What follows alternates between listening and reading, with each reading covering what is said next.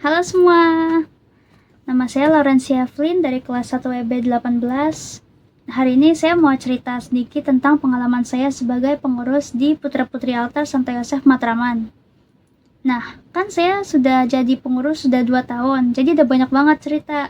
Jadi untuk kali ini cuman ceritain satu acara aja ya, yaitu bakti sosial. Acara ini diadakan pada tanggal 27 April dan 23 Mei 2024 lalu. Kan Baksos nih udah lama banget, jadi yang udah refleksi bukan saya aja. Ini beberapa kata dari Ketua Pelaksana.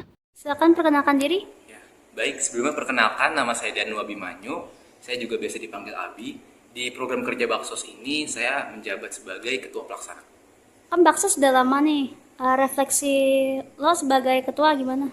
Ya, benar ya, Baksos itu udah lama, udah dari tahun lalu. Refleksi saya sendiri sebagai ketua, pastinya saya sangat senang dengan program kerja tersebut karena saya bersama panitia yang lain sudah melaksanakan program kerja tersebut dengan baik, dan juga selama proses pelaksanaan juga saya juga sangat senang panitia bisa berkumpul bersama, kita menjalankan tugas-tugas masing-masing dengan baik, dan juga Baksos tersebut juga bisa berjalan dengan baik.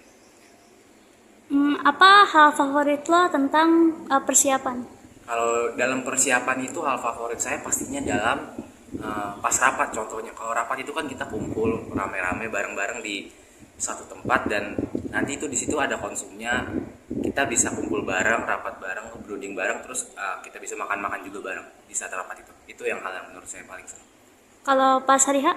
Kalau pas hari H itu jujur di seluruh hari H Baksos itu senang banget karena Baksos itu berjalan dengan lancar dari awal hingga akhir, dan juga yang ikut juga banyak. Jadi antara kita semua sama panti yang kita kunjungi itu benar-benar berbaur semua, dan kita benar-benar senang-senang bareng di sana.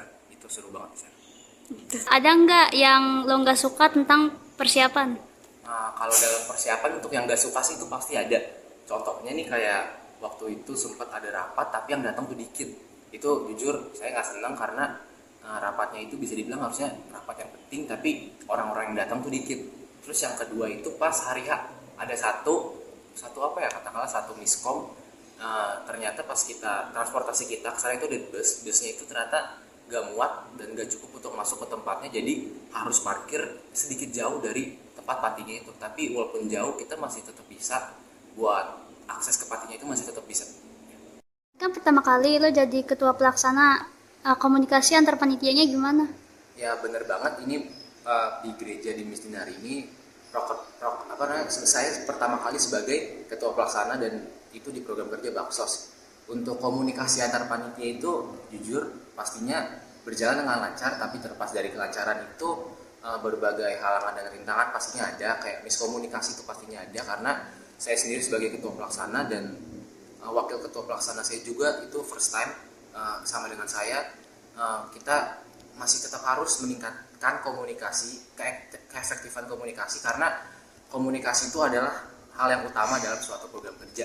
Dan juga pada saat kita persiapan waktu itu komunikasinya sempat ada yang miskom, tapi kita masih bisa menghandle semuanya dengan baik. Dan ada juga beberapa panitia yang waktu itu sempat tidak bisa menjalankan tugasnya. Kita juga tetap harus saling membackup komunikasi dan juga komitmen di tugasnya masing-masing. Sekian dari wawancaranya. Terima kasih Abi udah mau jawab. Semoga kedepannya acara-acara lain berjalan dengan lancar. Ya, terima kasih. Kita tuh ke 2 panti dan panti jompo. Di situ kita bukan cuman ngasih sembako dan dana doang, tapi kita juga main-main sama makan bersama. Nah, kalau untuk bakti sosial kan perlu banyak pungut dana. Jadi kita mulai persiapan dari awal Februari. Kita jualan berbagai makanan dan gantungan kunci di depan gereja, dan kita juga mengadakan nonton donasi, di mana kita semua berkumpul untuk nonton film bioskop di aula gereja. Dan kita juga ada pengumuman langsung di gereja tentang penerimaan sembako dan dana langsung dari anggota-anggota paroki. Dan pada akhirnya kita berhasil mendapat dana sebanyak 25 juta dan sembako yang banyak. Nah, kan awalnya kita berencana cuma untuk pergi ke satu panti doang di Depok. Tapi ternyata habis acaranya selesai, kita tuh sisa uangnya masih sekitar 7 juta. Jadi kita buat acara lagi di panti lain. Tapi yang datang itu cuman panitia doang dan anggota Miss Dinar lain gak ikut. Tugas saya sebagai seksi konsumsi itu siapin konsumsi rapat, konsumsi survei, makanan di bis, makanan besar untuk makan bersama di panti, sama kue dan snack-snack lain untuk anak-anak panti. Dalam seksi konsumsi bukan saya saja, tapi juga ada teman saya, Kayla. Panti pertama yang kita kunjungi itu Panti Santo Fransiskus Assisi di Depok. Kita tuh berangkat pagi-pagi, doa bersama, terus kita pergi ke sana. Saat sudah sampai, kita tuh ada sambutan dari pihak panti, dari pihak kesusaran gereja kita, sama dari ketua Miss Dinar dan ketua pelaksana. Terus kita main banyak games, ada lomba-lomba dikit, terus kita makan bersama. Walaupun awalnya semuanya agak malu-malu, tapi lama-kelamaan mereka akhirnya banyak ngobrol, banyak seru-seruan. Setelah acaranya selesai, kita doa bersama, terus kita bersama-sama mengangkut semua sembako ke pihak panti. Nah, kan rencananya kita harusnya langsung pulang, tapi kita tuh pulangnya masih siang banget, padahal di rencananya pulangnya sore. Jadi kita semua sepakat untuk pergi ke Ragunan untuk main-main aja bareng. Nah, ini yang panti kedua aku udah lupa namanya, tapi tuh dia panti asuhan dan juga panti jompo. Jadi di situ udah ada dari balita sampai lansia. Karena kita kunjungan ini cuman uang dari sisa acara sebelumnya, yang ikut ke panti ini cuman beberapa panitia doang.